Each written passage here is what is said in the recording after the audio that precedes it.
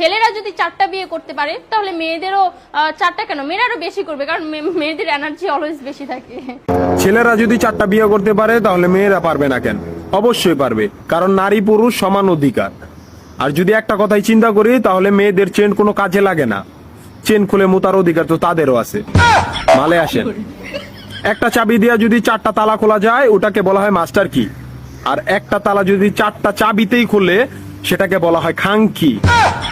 ধরেন আপনি 4টা ইঁদুর পালেন, আপনার কাছে গর্ত আছে একটা, বাহিরে অনেক বৃষ্টি, বুঝেনি তো ওয়েদার ডিমান্ড, এখন 4টা ইঁদুরের একসাথে গর্তে ঢুকতে হবে, তখন আপনি কি করবেন?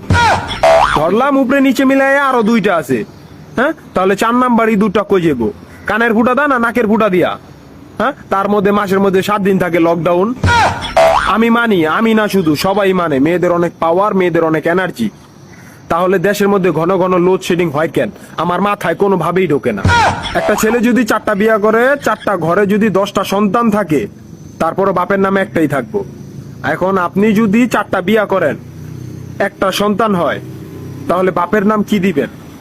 সলিমুদ্দিন, কলিমুদ্দিন, আনোয়ার, মনোয়ার, নাকি গড়ে মিলাইয়া জানোয়ার?